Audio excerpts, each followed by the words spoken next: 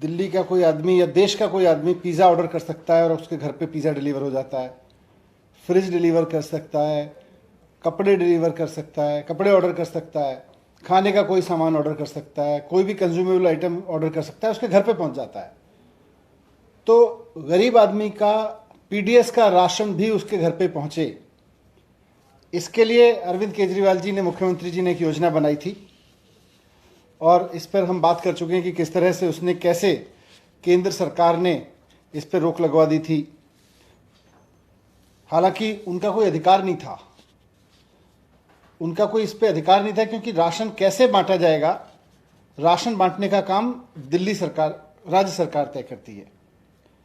कल भारत सरकार की एक और चिट्ठी आई है, उसमें मोटे तौर पे दो बातें लिखी हैं। एक तो वो चिट्ठी है, उसमें लिखा है, नरेंद्र मोदी जी ने, प्रधानमंत्री जी ने चिट्ठी लिखवाई है कल दिल्ली सरकार के लिए। प्रधानमंत्री जी ने लिखवाया है कि आपका गरीब लोगों को घर घर जाकर राशन बांटने का प्रपोजल रिजेक्ट किया जाता है। हमने तो प्रपोजल भेजा ही नहीं था, ये तो राज्य सरकार के अधिकार है कि वो कैसे बांटेगी। वो तो आपने अखबारों में खबर पढ़ के ये चिंता व्यक्त की थी, भाई इसका नाम मुख्यमंत्री योजना मत रखो। हमने बता दिया था आपको कि मुख्यमंत्री योजना नहीं रख रहे, फिर आपने कौन सा प्रपोजल रिजेक्ट कर दिया। दूसरा और सबसे महत्वपूर्ण बात यह है कि जो ये चिट्ठी लिखी है इसमें, कि गरीबों का राशन उनके घर क्यों नहीं पहुंचाया जा सकता है। प्रधानमंत्री जी ने दिल्ली सरकार को चिट्ठी लिखवाई है कि गरीब लोगों का राशन उनके घर क्यों नहीं पहुंचाया जा सकता है। भले ही पिज्जा पहुंच जाता हो, भले ही अमेजन, फ्लिपकार्ट कुछ भी सामान लोगों के घर पहुंचा देते हो, लेकिन गरीब लोगों का घर का उनका राशन नहीं पहुंचाया जा सकता, ये प्रधानमंत्री जी कह रहे हैं। प्रधानमंत्री जी ने जो बहाने दिए हैं कि गरीब लोगों का राशन उनके घर नहीं पहुंचाया जा सकता, उसमें मोटे तौर पे 5-6 चीजें उन्होंने लिखवाई हैं। उसमें लिखा है कि भाई आपने ये नहीं बताया साहब इसका प्राइस क्या होगा। अरे आप हमसे पूछ लेते प्राइस क्या होगा, हम बता देते। आपने तो बिना पूछे ही कह दिया, रिजेक्ट कर दिया, प्रपोजल रिजेक्टेड। हम अब बता देते हैं कि साहब जो भारत सरकार ने रेट तय कर रखे हैं उससे ज्यादा नहीं होगा, हमारी योजना में लिखा है। लेकिन आपने तो पूछा ही नहीं, कोई प्रपोजल था नहीं, आपने हमसे पूछा नहीं, आपने वैसी चिट्ठी लिखवा दी कि जी रिजेक्ट कर दिया। दूसरा बहाना, तो बहाना नंबर 1 प्राइस क्या होगा। प्रधानमंत्री जी का गरीब लोगों के घर राशन ना पहुंचाने का बहाना नंबर 2, कि जिसके घर राशन जाता है पता कैसे चलेगा, उसका पता ठीक है, कैसे इंश्योर करोगे उसका पता ठीक है। प्रधानमंत्री जी का बहाना नंबर 3, कि ये जो गरीब लोग हैं ये तो पतली पतली गलियों में रहते हैं, तंग गलियों में रहते हैं, वहां पे राशन कैसे पहुंचाओगे। प्रधानमंत्री जी का गरीब लोगों के घर राशन ना पहुंचाने का बहाना नंबर 4, कि ये गरीब लोग तो मल्टी स्टोरी बिल्डिंग्स में भी रहते हैं, वहां मल्टी स्टोरी बिल्डिंग्स पे राशन कैसे पहुंचेगा। कोई आदमी 3rd फ्लोर पे रहता होगा, वहां राशन कैसे पहुंचेगा। कोई 2nd फ्लोर पे रहता होगा, कोई 4th फ्लोर पे रहता होगा, वहां राशन कैसे पहुंचेगा। यह बहाना नंबर 4। अगला बहाना है कि अगर किसी आदमी ने एड्रेस चेंज कर लिया तो उसके घर राशन कैसे पहुंचेगा। इससे भी और ज्यादा फनी बहाने हैं। एक बहाना है कि अगर राशन वाली गाड़ी खराब हो गई तो राशन कैसे पहुंचेगा। एक और बहाना है कि अगर रास्ते में गाड़ी ट्रैफिक में फंस गई तो राशन कैसे पहुंचेगा, इसलिए राशन का प्रपोजल रिजेक्टेड।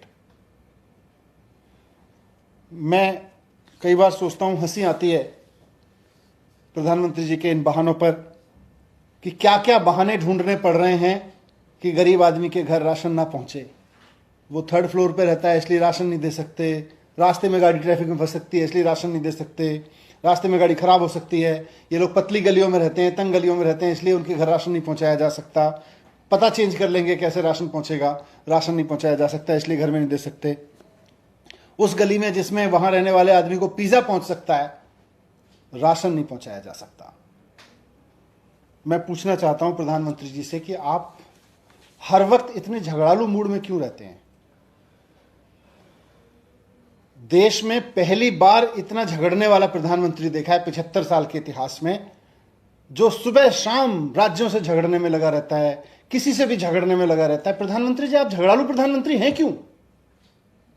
आप कभी पश्चिम बंगाल की मुख्यमंत्री से लड़ रहे होते हैं, और मुख्यमंत्री तो छोड़िए, कभी आपको कुछ नहीं मिलता तो उनके चीफ सेक्रेटरी से लड़ने लगते हैं।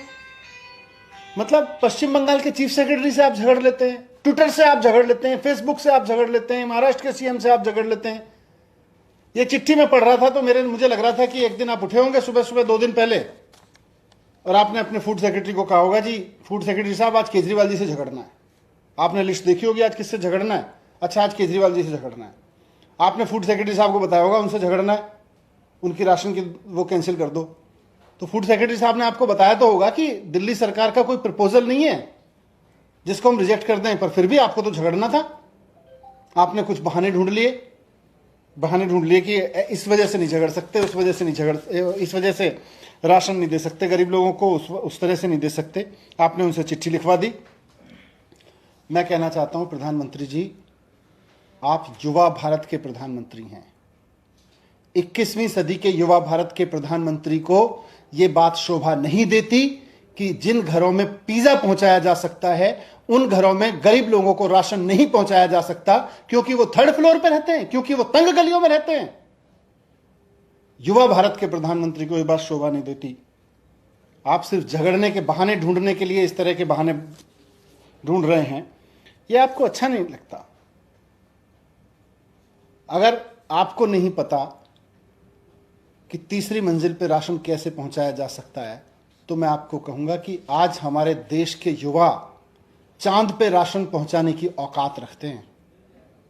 आपको नहीं आता तो आप हमसे पूछ लेते, भाई कैसे करना चाहते हो, हम बता देते कि इस देश के युवाओं की आज इतनी औकात है कि अगर आप उनको राशन देके कहेंगे चांद पे पहुंचा के आना है, वो चांद पे पहुंचा देंगे।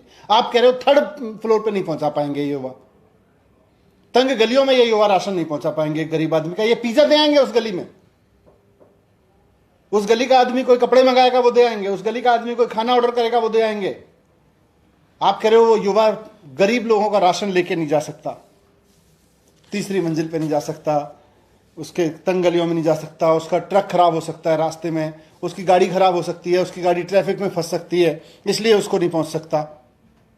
मैं कहना चाहता हूं प्रधानमंत्री जी, सोच बड़ी रखिए, आप सोच बड़ी रखिए। 21वीं सदी के भारत के प्रधानमंत्री हैं आप बड़ी सोच रखिए, दिल बड़ा रखिए, रास्ते तो निकल आएंगे। और हर चीज का रास्ता है, रास्ते पहले से हैं। जो युवा वहां जाके पिज्जा पहुंचा सकता है वो राशन भी लेके जा सकता है, पर आप नियत तो रखिए कि हमें उसको गरीब आदमी को पहुंचाना है। रोज सुबह उठ के अपनी लिस्ट चेक करने से कि आज किससे झगड़ना है, उससे बात नहीं बनेगी। आपके इस झगड़ालू स्वभाव से देश की जनता तंग आ चुकी है।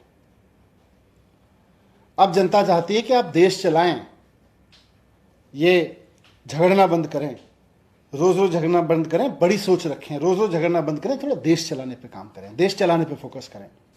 गरीब का राशन रोकने के आपके बहाने बताते हैं कि ये बहाने आपने केवल और केवल झगड़ने के लिए निकालें। झगड़िए मत। 21वीं सदी के प्रधानमंत्री को चाहिए कि वो ऐसा सोचे जो अब तक ना किया गया हो, वो भी करने की हिम्मत रखता हो अपने युवाओं के दम पे। बहुत धन्यवाद।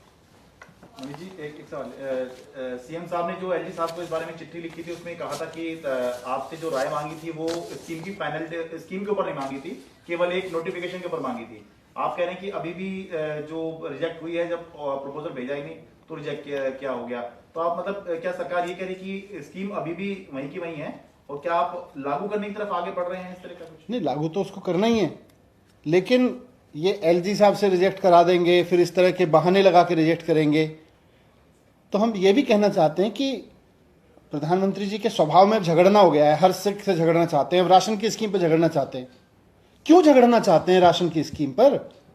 देश के प्रधानमंत्री को अगर किसी गरीब आदमी के घर राशन पहुंच सकता है, जबकि बाजू वाले के घर पिज्जा पहुंच रहा है उसी में, तो राशन पहुंचने में क्या दिक्कत है? सर, लेकिन आप कह रहे हैं कि कोई प्रपोजल हमने कभी भेजा ही नहीं, तो आप इससे पहले जब कहा कि हमने सूचित किया था अपनी योजना को लेकर, तो उसको आप क्या कहेंगे? वो देखिए, ये इसको भी समझ लें, क्योंकि पीडीएस में राशन बांटना सरकार मतलब राज्य सरकारों का काम है, तो हम तो अपने राशन बांटने के तरीके में सुधार कर रहे थे। इन्होंने कहा भाई ये आप जो सुधार कर रहे हो अखबारों में पढ़ा है हमने, इसमें आप मुख्यमंत्री योजना जोड़ रहे हो, मुख्यमंत्री योजना हटा दो। हमने हटा दिया नाम, अब उसके बाद में एलजी साहब के पास अप्रूवल के लिए भेजी थी, इन्होंने रुकवा दिया उसको। सर लगातार केंद्र की ओर से भी और बीजेपी की ओर से कहा जा रहा है कि जो वन नेशन वन कार्ड वाली योजना है वो दिल्ली सरकार लागू नहीं कर रही है और तरह तरह के बहाने दिए जा रहे हैं, उसको जल्द से जल्द क्यों नहीं लागू कर रहे हैं, ये किस वजह से? देखिए 75 लाख लोगों को 2000 दुकानों से राशन मिलता है और करीब 3.5 करोड़ किलो राशन हर महीने मिलता है नॉर्मल पीरियड में। अभी तो कोविड की वजह से और लॉकडाउन की वजह से ज़्यादा मिल रहा है। नॉर्मल कोर्स में 3.5 करोड़ किलो राशन हर महीने बंटता है। लोगों की सबसे बड़ी समस्या यह है कि दुकानें नहीं खुलती। लोगों की सबसे बड़ी समस्या है कि दुकानों के सामने लाइनें लगी रहती हैं।